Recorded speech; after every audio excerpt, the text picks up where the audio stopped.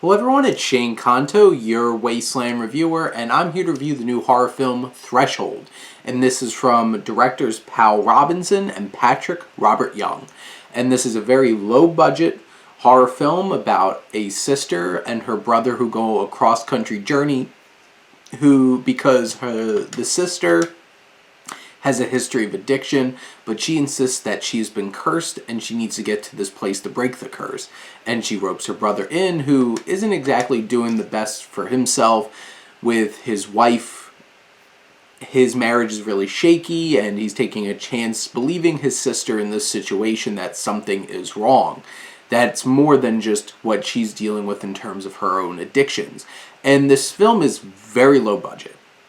You can tell just from the camera that somebody was using maybe even a camera like my own filming this film, and that low budgetness does take away from the experience a little bit, but it also is shot in an interesting way where it kind of feels like 28 Days Later or even that show Homecoming on Amazon. It has that feel to it where it has that grainy, tangible kind of lighting and shades to it, and it kind of works for the film.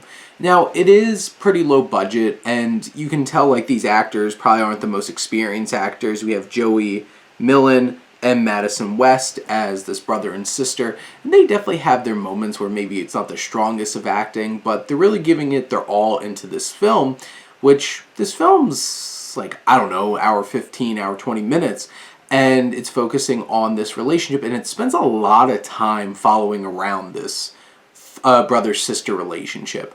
Maybe a little bit too much, because after a while, you kind of where's the narrative drive to this film? And for a horror film, there's not a whole lot of scares. There's very few. Right at the bat, there's a scene where he gets bumped by a man in a red cloak, and he swings around who was that? Kind of moment like that. And there's one particular altercation when they're basically doing an Airbnb and doing a Ouija board and stuff, and somebody comes on in and there's strange things happening, and the whole entire film you're questioning, is she really cursed or is she just dealing with her drug issues? And this film definitely leaves some hints that there's something supernatural going on, but it does really spend a lot of time up until the very end where maybe things get a little bit more clear, or maybe not. You're going to have to see the film.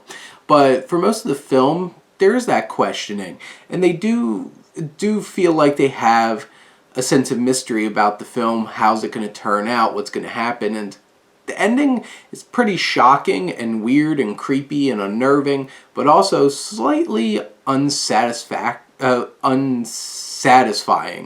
It doesn't really feel like it really pays off in whole, and you feel a little wanting more, honestly, towards the end of the film. And maybe it's a budget thing and they couldn't do much with it, but with the budget they do have, they do some creepy, weird things with it.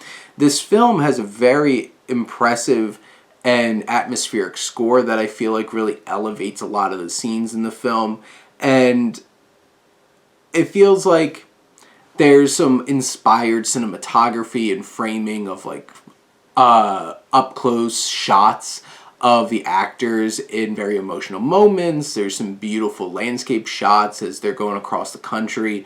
And in the end, I don't feel like this film really has enough push to really scare you.